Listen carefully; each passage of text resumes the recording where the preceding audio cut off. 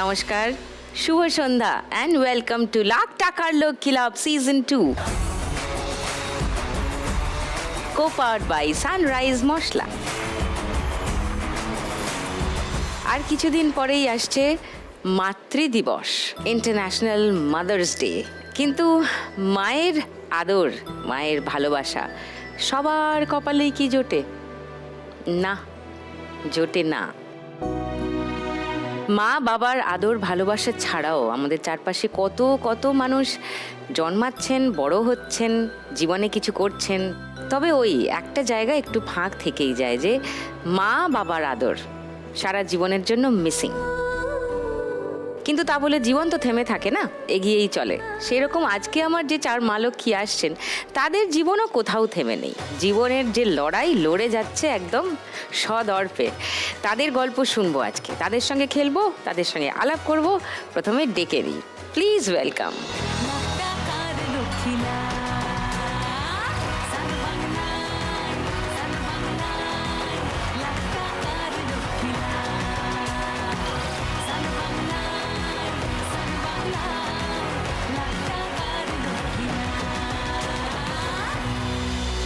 বাহ, সবাই নাচতে ভালোবাসে দেখছি।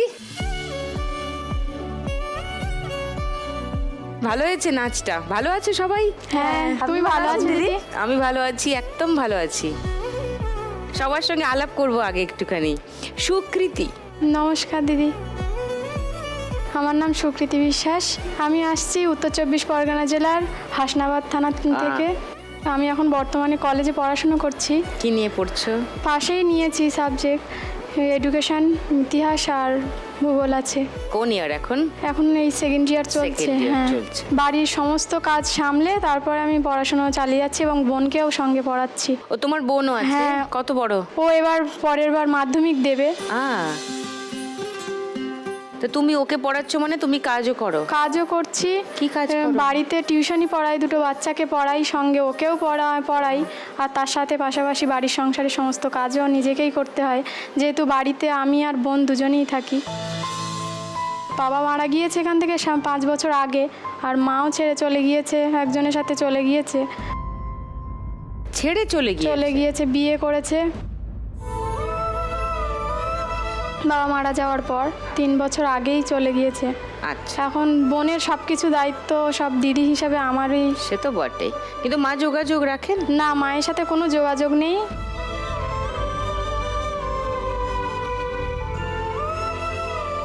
শুনবো আরো তোমার কথা সুকৃতি। হ্যাঁ। নিশ্চয়ই। মেঘার কাছে আসি।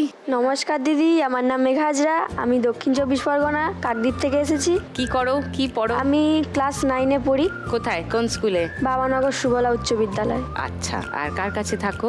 দাদু ঠাকুমার কাছে থাকি। তোমার বাবা মাও ছোটবেলায় হ্যাঁ। চলে গিয়েছেন? মানে তোমার সঙ্গে দেখা হয়েছে না হয়নি? হ্যাঁ হয়েছে, তখন আমি অনেক ছোট ছিলাম।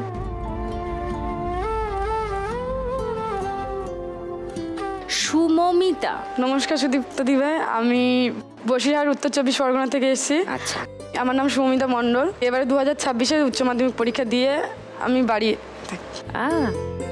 আমার কাজ বলতে দুটো বাচ্চাকে নিয়ে পড়াতাম। মানে পাড়ার বাচ্চা? হ্যাঁ। ও, এখন কাজের চাপে পড়ানো হয় না। তো তুমি কার সঙ্গে থাকো? আমি আমার ছোটবেলা থেকে দিদা দাদুর কাছেই মানুষ। মা বাবা ছোটবেলা থেকেই মারা গেছে। বাবা চলে গেছে, সেকেন্ড ম্যারেজ করেছে, আর মা সুসাইড। চাপ বাবা। তুমি একাই? না না, আমার দাদা আছে। দুজনেই দিদা দাদুর কাছেই। রূপা। নমস্কার সুদীপ্তাদি, আমি বাঁকুড়া থেকে এসেছি। আর আমি একজন গৃহবধূ, সঙ্গে চাষের কাজও করি। আচ্ছা। অনেক ছোটবেলায় মা বাবা মারা গেছে। হোস্টেলে মানুষ হয়েছি আর কি, 5 বছর বয়স থেকে। ও, আমার বাবার এক বন্ধু আমাকে আমার বাবা মারা যাওয়ার পর চাইল্ড হোমে দিয়েছিল। ওখানে 6 মাসের বেশি রাখে না, তারপর ওখান থেকে ট্রান্সফার করেছে লিলুয়া হোমে। ওখানেও 6 মাস থেকে বর্তমানে আমি 6-7 বছরের বেশি হবে এই ভয়েস ওয়ার্ল্ড হোমে আছি। Voice of world. হ্যাঁ। ওকে। তো 2012 সাল থেকে 21 সাল পর্যন্ত আমি ওখানেই ছিলাম। তারপরে দিল্লিতে একটা সুযোগ করে দিয়েছিল আর কি ভোকেশনাল ট্রেনিংয়ের জন্য, ওখানে গেছিলাম, কিছুটা সেলাই শিখেছি, যেমন 2 মাস করে ওখানে সব কিছু শেখায়। মোটামুটি 3 বছর থেকেছি দিল্লিতে, তারপর এসে বিয়ে করে নিয়েছি। তাকে কোথায় পেলে যাকে বিয়ে করলে? আমাদের স্কুলেই গাড়ি চালাতো আর কি, ও ভয়েস অফ ওয়ার্ল্ডে। ওনার of World। আমার শ্বশুর শাশুড়ি ওখানে ভলেন্টিয়ারই ছিল, ওনারা আমাকে ছোটবেলা থেকেই দেখেছে। ওকে, একটা পরিবার পেয়ে গেছো। হ্যাঁ হ্যাঁ। আজকের পর্বের শুরুতেই বলছিলাম যে সবার তো কপালে থাকে না বাবা মার আদরে বড় হওয়া, বাট নেভার মাইন্ড, জীবন যেরকম সেরকম অ্যাকসেপ্ট করে নিয়ে এগিয়ে যেতে হবে। চারজনেই ছোট ছোট, ওদের সঙ্গে আরো গপ্পগুজব নিশ্চয়ই করব। শুরু করি ফার্স্ট রাউন্ডের খেলা। ফার্স্ট রাউন্ডে আজকে খেলা টাকা ওড়ে দেখো ধরে। গেম শুরু করার আগে সুকৃতির কাছে আরেকবার আসি, তোমার জীবনের গল্প একটু শুনি, সবাইকে বলো। যখন বয়স আমার 9-10 বছর বয়স, যখন বাড়িতেই থাকতাম, তখন কোথায় থাকতে তখন? গ্রামের বাড়িতে, ভান্ডারখালি ওখানে। এবার বাবা বলে যে ভালো পড়াশুনো করতে গেলে গ্রামের দিকে একটু অসুবিধা হয়, তুই যদি ভালো পড়াশুনো করতে চাস, আমারও ইচ্ছা আছে, তাহলে বাইরের দিকে গিয়ে একটু পড়াশুনো করার চেষ্টা কর। আমিও রাজি হয়ে যাই, পড়াশুনো করার ছোটোবেলা থেকেই খুব ইচ্ছা। বাইরে বলতে বসিরহাটে এক জায়গায় আমি থেকে ওখানে পড়াশুনো করি। পড়াশুনো করতে করতে বেশ 4-5 বছর আমি ওখানে পড়াশুনো করেছি। ক্লাস 7-8 পর্যন্ত আমি পড়েছি টানা। একদিন হঠাৎ বাবা আসে ওখানে, বাবা এসে বলে যে তুই বাড়িতে চল। আমি গেলাম, বাড়িতে গিয়ে জিজ্ঞাসা করলাম, যা জানতে পারলাম বাবা বলল যে মা আমার সাথে ঝামেলা করেছে, করে আমাকে ছেড়ে চলে গিয়েছে, থাকবে না,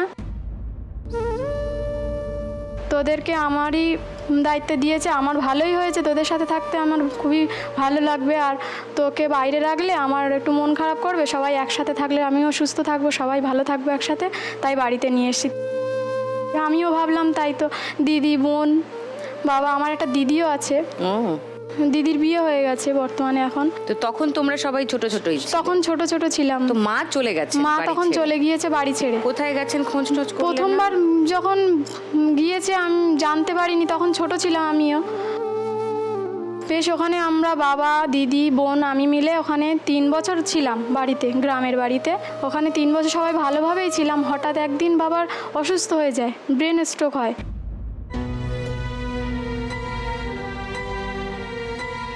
ভর্তি করা হয় বাবাকে, 3 দিন মতো ভর্তি ওখানে ছিল। তারপর পাড়া প্রতিবেশী বেশ কিছুজন সবাই মিলে বলল, দেখ তোরা তো মা ছাড়া রয়েছিস অনেক দিন, ভালোই ছিলিস, কিন্তু বাবার ভরসায় তোরা ছিলিস যেহেতু, তাহলে এখন তোরা তো ছোট ছোট অনেক, তোদের দেখাশুনো করার জন্য একজন দায়িত্ববান কারোর দরকার, তোরা মাকে ডাক। আমি ফোন করে ডেকেছি মাকে, ডেকে এসেওছে, মা পরের দিনই চলে এসেছে। মা আসার 1 সপ্তাহ পরে বাবা মারা যায়। সাথে চলতে শিখেছি, তোমার হাতে জীবন। তখন লকডাউন ছিল, বডিটুকু যেটা বাবার বডিটুকু টাচ পর্যন্ত করতে দেয়নি আর কি। বাড়িতে যখন নিয়ে এসছে দুপুরবেলা, যখন বাবা মারা গেছেন তখন আমাদেরকে জানায়নি বাড়িতে। বাড়িতে দেখি গাছ টাছ কাটছে, আমি জিজ্ঞাসা করেছি যে ওরা আমাদের গাছ কাটছে কেন, তখন বলল যে ও গোটাকে ওদের লাগবে তাই নিয়ে যাচ্ছে। খানিকক্ষণ পরে যখন বাবাকে মুখটা খুলেছে আর নিজেকে আটকাতে পারছে, ছুটে যাচ্ছি, তা আমাকে ছুতে দিচ্ছে না, বলছে এখন লকডাউন, ছুতে পর্যন্ত পারিনি, প্রণাম করব, সেই সময় পায়ে একটু ছুতে দিয়েছে। আমি আছি আগামীতে যেমন এখন। বাবা মারা যাওয়ার পরে মা নিয়েছিলাম বেশ 1 বছর 2 বছর মতো, আমি মাকে নিয়েই ছিলাম। মায়ের সাথে আমার সম্পর্কটা ভালোই ছিল। মানে তোমরা 3 বোনেই ছিলে? হ্যাঁ 3 বোনই ছিলাম। দিদির সাথেও মায়ের অতটা সম্পর্ক মানে কথা হতো না, এক বাড়ির মধ্যে থেকেই আমাকেও বোঝাতো, দেখ তুই মার উপরে এতটা ভরসা করছিস। ওই যেহেতু মাঝখানে 3টে বছর আমাদেরকে দেখেছে যখন মা ছিল না, তাও আমি বলেছি, দেখ তুই যদি ক্ষমা না করতে পারিস তুই থাক, তবে মাকে একবার বিশ্বাস করা উচিত। দিদি নিজের ইচ্ছায় বিয়ে করে নেয়, মায়ের কথা শোনেনি। মায়ের সাথে যেহেতু ওর একদমই পড়তো না, কারোর কথাই শুনিনি। আমি আর বোন বাড়ি তখন একা মায়ের সাথে। বেশ 1 বছর পরে মা চলে যায় একজনের সাথে।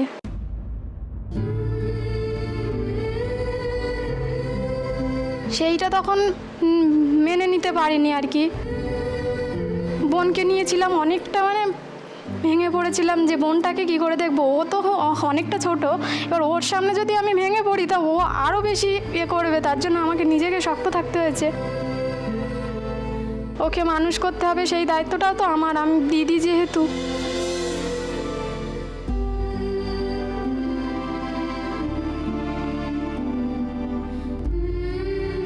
তিন 4 বছর আমি আর বোন একসাথে আছি বাড়িতে, একাই, আর কেউ না।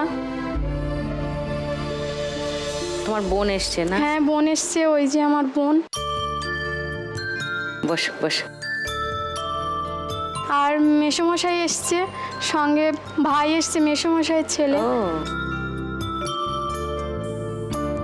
তো মেসোমশাইয়ের সঙ্গে যোগাযোগ আছে? বসিরহাট কলেজে আমি ওখানে ভর্তি হয়েছি। বিষয় যেসব সাবজেক্টগুলো আমি নিতে চেয়েছিলাম সেগুলো নিয়েছি।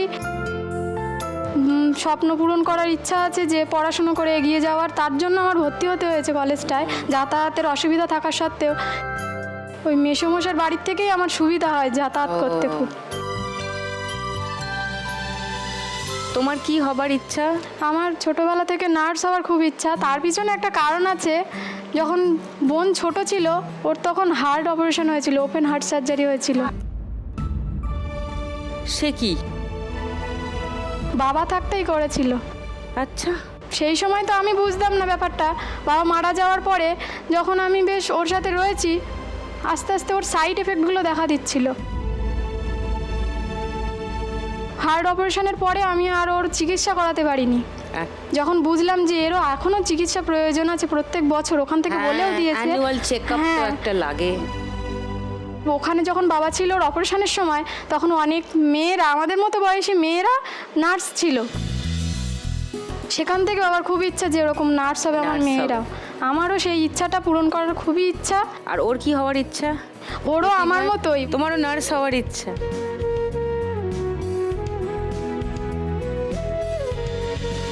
সো 1 লাখ টাকা পেলে কি করবে সুকৃতি? আমি 1 লাখ টাকা পেলে আগে আমার বোনের চিকিৎসাটার জন্য আমি খরচা করতে চাই। যতটা লাগে আমি দিয়ে দেব। তারপর যদি কিছু থাকে সেগুলো দিয়ে আমি আমার ওই ইচ্ছা, নার্স হওয়ার ইচ্ছা খুব, আমি সেটা চেষ্টা করব। নার্সিং ট্রেনিং নেওয়ার চেষ্টা করব। চলো ফার্স্ট রাউন্ডটা খেলি এসো।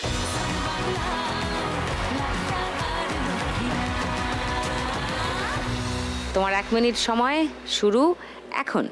না রে না, আর তো পারে না, মন আমার নাস্তা না বুঝে। হাতে হাতে বের কর, হাত বের কর।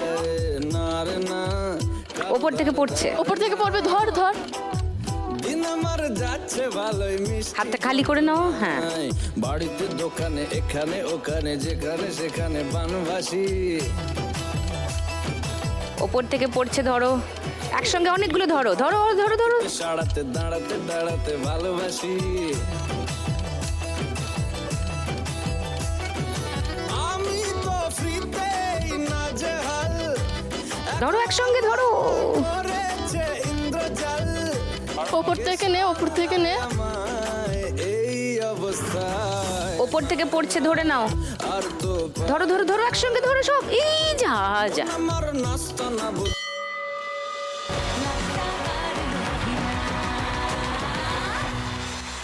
500, 1000, 50, 60, 4960।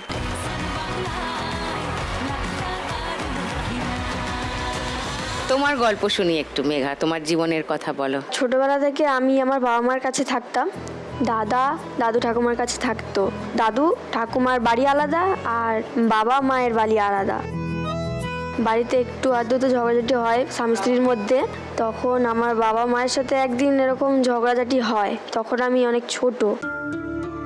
যখন ঝগড়া হয় তখন দুজনই একই ঘরে ছিল, তখন আমিও ছিলাম। ঝগড়াঝাটি হওয়ার পর মা তখন বাইরে থেকে দরজা লাগিয়ে দিয়ে আমি আর বাবা যে রুমে ছিলাম সেই রুমের দরজাটা লাগিয়ে অন্য রুমে চলে যায়। সেখানে গিয়ে গায়ে কেরোসিন তেল ঢেলে নেয়। আমি যখন অনেক ছোট ছিলাম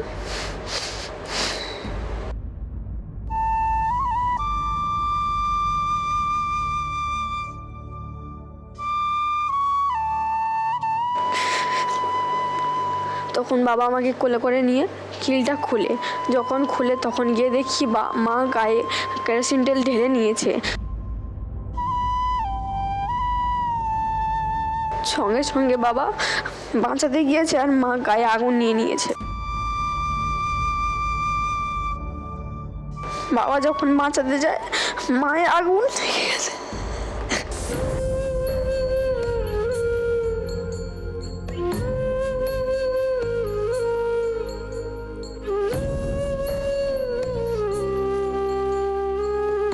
তারপর যখন বাবা মাকে বাঁচাতে চায় তখন মা বাবাকে পাঁজা করে ধরে নেয়। মাও পুড়ে গিয়েছিল পুরোটা, বাবাও পুড়ে গিয়েছিল। দুজনে হাসপাতালে ভর্তি হওয়ার পর মা 2 দিন পর মারা যায়। বাবা সুস্থ হয়ে গেছিল, বাড়ি ফিরে এসেছিল। ফের আবার কিছু একটা হতে আবার যখন হাসপাতালে ভর্তি করে তখন মা মারা গেছে। তখন এই খবরটা শুনে বাবাও মারা যায়।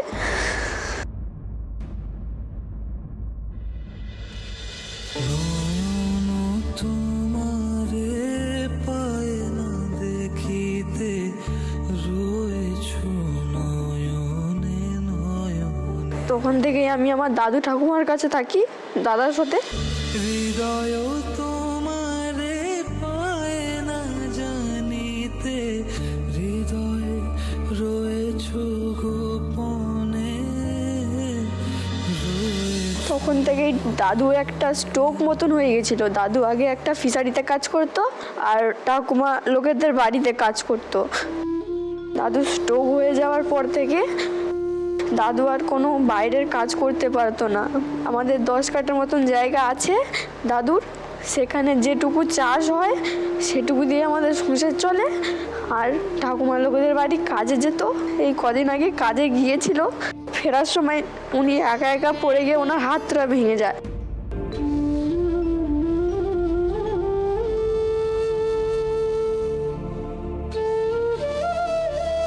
আমি ঘরে রান্নাও করি, ঘরের দাদুর সাথে চাষও করি, দাদাও করে, আর ঘরের কাজ বাজও আমরা করি।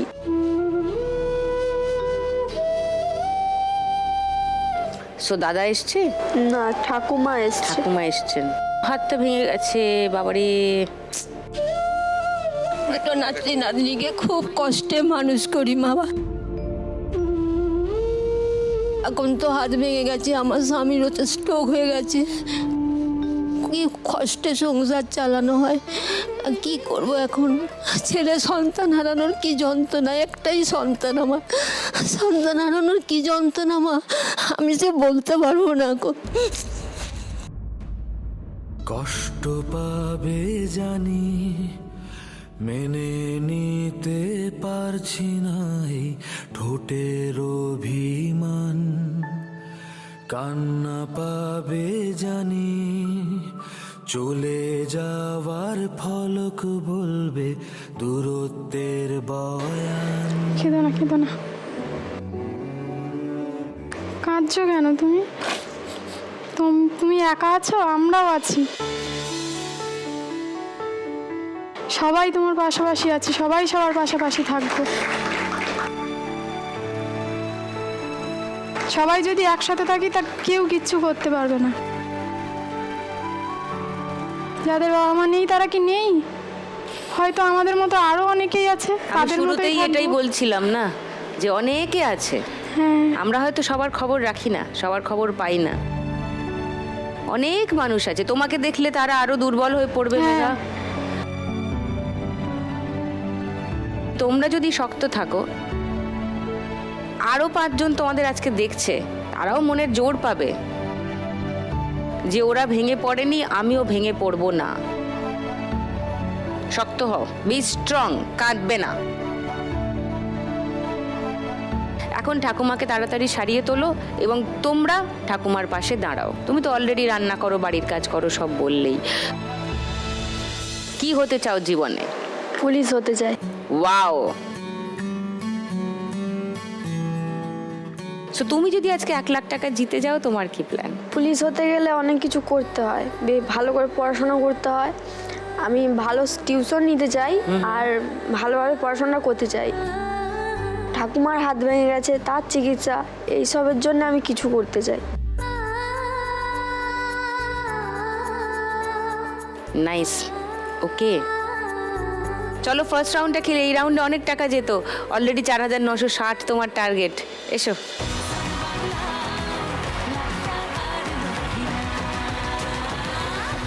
চলো মেঘা, তোমার 1 মিনিট সময় শুরু এখন। বলছি তোমার দিব্যি গেলে আমি বড় ধরতে থাকো, ধরতে থাকো। আছি, তোমায় সুযোগ পেলে এই ধর ধর, ওই তো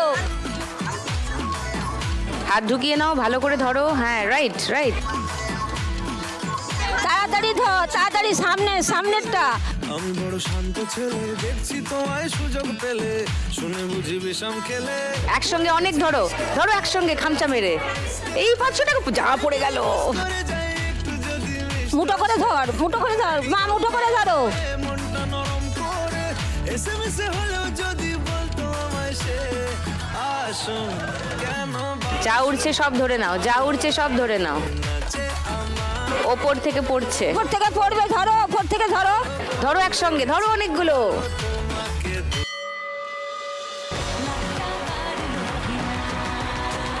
500, 30, 40, 50, 3450। দেখি হাসো এবার। হ্যাঁ, ভেরি গুড। সুমমিতা, এবার তোমার গল্প শুনি। আমি অনাথ আশ্রমে ছোটবেলা থেকেই মানুষ হয়েছি। মানে যখন আমার 3 বছর বয়স, তখন প্রায় ছোটই। আমার মা শ্বশুরবাড়ি থাকতেন না, তিনি বাপের বাড়ি এসেই থাকতেন। ও, বাবার সাথে ঝামেলা এসব করে আমাকে নিয়ে চলে আসতো, এখান দিদার বাড়িতেই থাকতো। আর দাদা? দাদাও দিদার বাড়িতেই থাকতো। দুজনে একসঙ্গে চলে হ্যাঁ। আসতে মার সঙ্গে। এবার মায়ের একটু মাথায় সমস্যা ছিল, মায়ের শ্বশুরবাড়ি থেকে হয়তো কিছু খাইয়ে দিয়েছিল।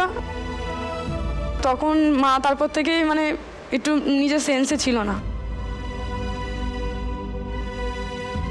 তারপর বাবা যখন আমাদের মামার বাড়ি আসে, মায়ের সাথে থাকতো, তখন দুজন মিলে ঝামেলা করতো, কিছু ছোট ছোট কারণ নিয়ে ঝামেলা করে তারপরে মার সাথে রাগারাগি হয়।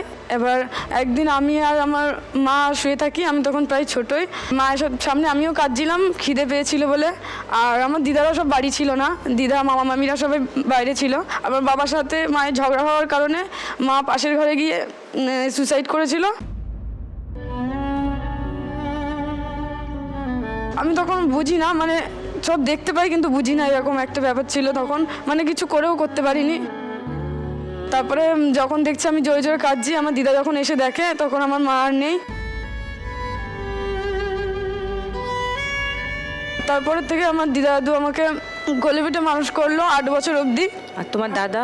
আমার দাদা পড়াশুনো করতো, 5 অবধি করেছে। দিদা দাদুরা যতটা সম্ভব 5 অবধি পড়াশুনো করিয়েছে। আর বাবা?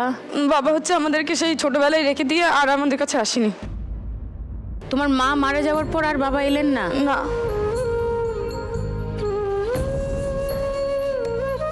দিদা আমাকে একটা হিল মোটর গার্লস হোস্টেলে, মানে তো ওটা অনাথ আশ্রম, ওখানে আমাকে ভর্তি করে দিয়েছিল। তারপর ওখান থেকে ক্লাস 2 থেকে আমি উচ্চ মাধ্যমিক মানে 12 অবধি আমি পড়াশোনা করেছি। এখন আমি ওখানেই আছি। দাদা এখন কি করছে? দাদা এখন ফার্নিচারে কাজ করে। ওর ইচ্ছা যে আমি যাতে পড়াশোনা করে কিছু করি, তাই ওর দিদাকে মাঝে মাঝে সাহায্য করতো যাতে আমার কাছে আসতে পারে। অনেক কষ্ট করে আমি উচ্চ মাধ্যমিক অবধি দিয়েছি, কিন্তু আমি আমি মাঝে মাঝে হোস্টেল থেকে যে গরমের ছুটি দুটো ছুটি পেতাম, একটা গরমের ছুটি, একটা পুজোর ছুটি। তো পুজোর ছুটিতে আসলাম, সবার জামা হতো, সবাইকে জামা কিনে দিত, কিন্তু আমাকে জামা কিনে দিত না।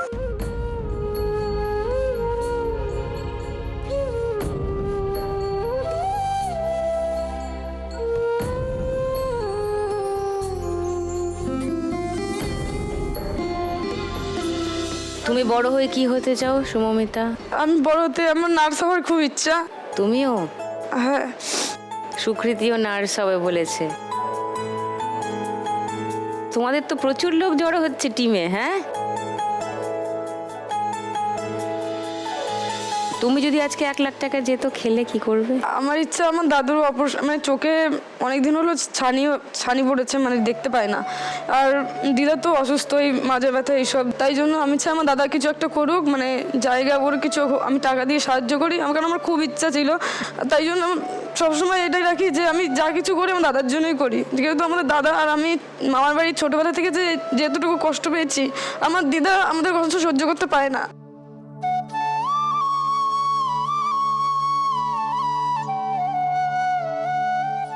কেউ এসছে বাড়ি থেকে? হ্যাঁ, দিদা এসছে আর আর ভাই এসছে। এটা কোন ভাই? ওটা মাসির ছেলে।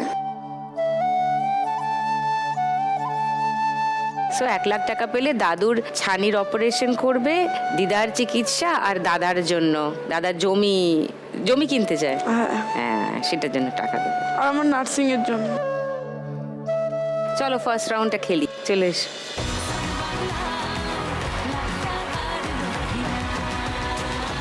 তোমার 1 মিনিট সময় শুরু, সুমমিতা, এখন। যা পারছো ধরতে থাকো, ওয়েট করো না।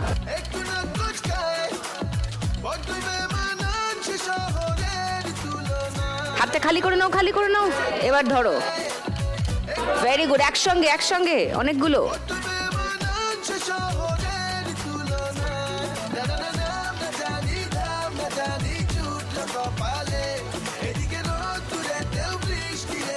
Yes, good going.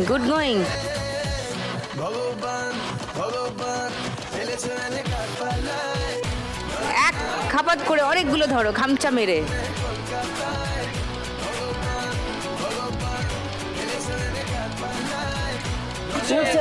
উঠছে ধর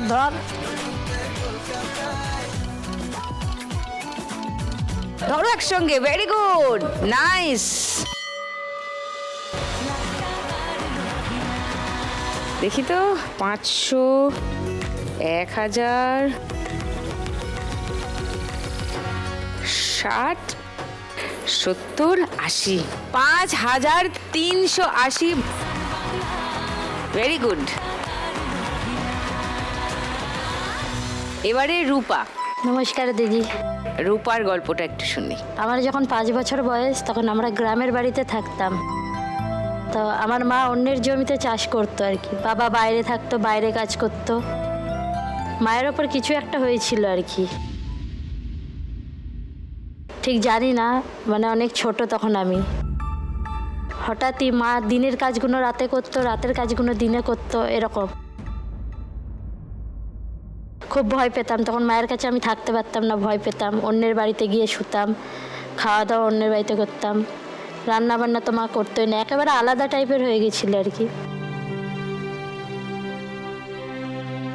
হঠাৎই একদিন মা মানে কথা বলাই ছেড়ে দিয়েছে, কোনো রকমের হাত পাও কাজ করছে না ওনার। তো আমার মাসিদেরকে ডাকলাম, মাসিরা এসে মাকে হসপিটালে ভর্তি করেছিল। বাবাকে খবর দিয়েছিল, কিন্তু বাবা আসতে পারেনি বাইরে থেকে। মা হসপিটালে 7 দিন পরেই মারা যায়।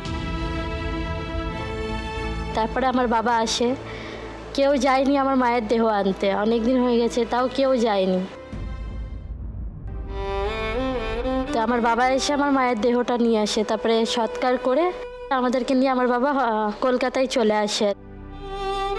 তারপরে আমার বাবা একাই অটো চালিয়ে ঘর ভাড়া নিয়ে আমরা কলকাতায় থাকতাম। তুমি আর বাবা? হ্যাঁ, বাবা রান্না বান্না করে দিয়ে যেত, সব কিছুই করে দিয়ে যেত, থাকতাম, একাই থাকতাম ঘরে। একদিন হঠাৎই বাবার অটোতে অ্যাক্সিডেন্ট হয়েছিল, আগুন ধরে গেছিল, বাবা পুড়ে মারা যান হসপিটালেই। তারপরে আমার বাবার বন্ধু আমাকে চাইল্ড হোমে দিয়েছিল। প্রথমে আমাদের মাসি মেশো এদেরকে বলেছিল আমাকে নেওয়ার কথা, ওরা কেউ নেয়নি আমাকে, মানে দায়িত্ব নিতে চায়নি। তখন তোমার কত বয়স? তখন আমার 5 বছর বয়স। 5 বছর। ওখানে তো 6 মাসের বেশি রাখে না কাউকে। হ্যাঁ, বললে যে তুমি এই হোম থেকে ওই হোম, তারপরে আমি 3টে হোম থেকে তারপরে এখানে এসেছি। সো বিয়েও করেছো তোমার এই এখনকার হোমের যিনি ড্রাইভারের কাজ করেন তাকে? হ্যাঁ। তিনি কি এসছেন? হাজব্যান্ড এসছে। নমস্কার ম্যাম। ওই তো, নমস্কার। সো তোমার ওর নাম কি? শিবশঙ্কর। শিবশঙ্কর তো সব জেনেই বিয়ে করেছেন রূপাকে। তো হঠাৎ রূপাকে বিয়ে করতে ইচ্ছা হলো কেন? না আসলে আমাদের লাভ ম্যারেজ আর কি। ও, দুহাতে মুঠো ভরে আলগা কপাল জুড়ে দেব তোমার গালে গল্পের মুখ। প্রেম হয়ে গেলে তো আর কিছুই বাধা মানে না। এখন তো মোটামুটি তুমি একটা পরিবার পেয়েছো, ভালোবাসার লোক পেয়েছো, একটা সাপোর্ট আছে। এখন যদি তুমি 1 লাখ টাকা যেত আজকের খেলায়, কি করবে রূপা? না, আমাদের চাষবাসেরও কিছু প্রবলেম আছে। হ্যাঁ। আর ও তো সকাল 3টে ভোর 3টায় বেরালে রাত 1টায় আসে, ওইটুকু সময়ও 300 টাকা কামায়। Per day? হ্যাঁ। আর আমার এখন একটা ছেলে আছে, 6 মাস হয়েছে। ওর খাবার দাবার মানে ওর তোলা দুধ কিনতে হয় ওর, তার জন্য টাকা পয়সার খুবই সমস্যা, চাষবাসেরও সমস্যা, ঘরদোরও ঠিকঠাক নেই আমাদের। এখানে দিদি বলেছে যে গরমে ওখানে বাচ্চাটা নিয়ে কি করে থাকবি, এখানে এসে 2 মাস থেকে যা। এখানে বলতে? স্কুলে, হোস্টেলে আর কি। তো আমি এসেছি এখানেই। এখন আমি এখানে না এলে হয়তো এই সুযোগটা পেতাম না আর কি। অভাব বলতে কিছুই রাখেনি নি, তাও মা বাবার অভাবটা তো আর না।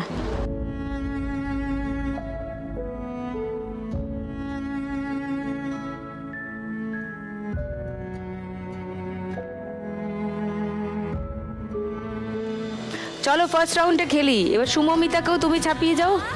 চেষ্টা করবো। হ্যাঁ, চেষ্টা করবো না, ও কি সুন্দর বলেছিল, বেশি করব, ওরকম বলো। ওকে, এসো।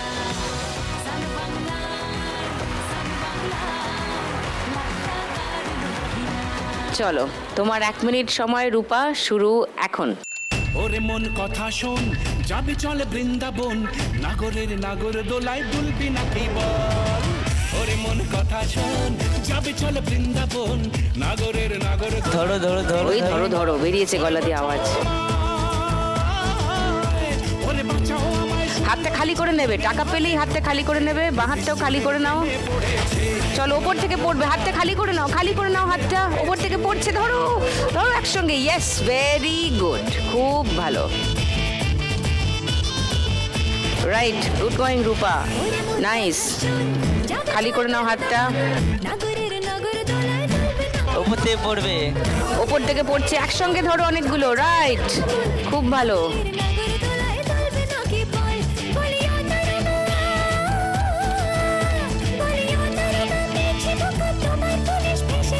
হাতটা খালি করে নাও, খালি করে নাও, পড়ছে ওপর থেকে, ধরো ধরো একসঙ্গে অনেকগুলো। হ্যাঁ, ধরো ধরো ধরো ধরো। চলো, কনুইয়ের কাছে আটকে আছে। হ্যাঁ, ওপর থেকে পড়ছে পড়ছে পড়ছে পড়ছে, ধরো ধরো ধরো, গুড, ভেরি গুড, খুব ভালো, অনেক টাকা ধরেছে। ধরো ধরো চলো, ধরো ওপর থেকে ধরো। পড়ছে পড়ছে পড়ছে, 500টা ধরো, 500টা।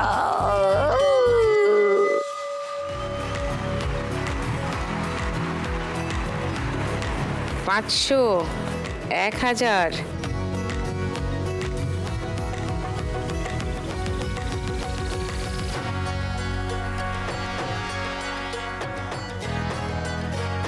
আশি, 90,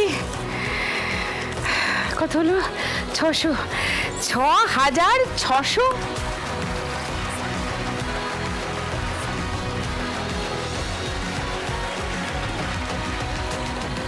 সবাই খুব দূরে কেউ কারোর নেই। মেঘা একটু পিছিয়ে আছে, 3450-এ আছে। কিন্তু পরের রাউন্ড তো তোমরা জানো, গানের রাউন্ডে অনেক অনেক স্কোর করা যায়, একটা করে গান চিনলেই অনেকটা স্কোর এগিয়ে যাওয়া যাবে। জমবে মজা পরের রাউন্ডে। তবে পরের রাউন্ড শুরু করার আগে নেব একটা ছোট্ট ব্রেক।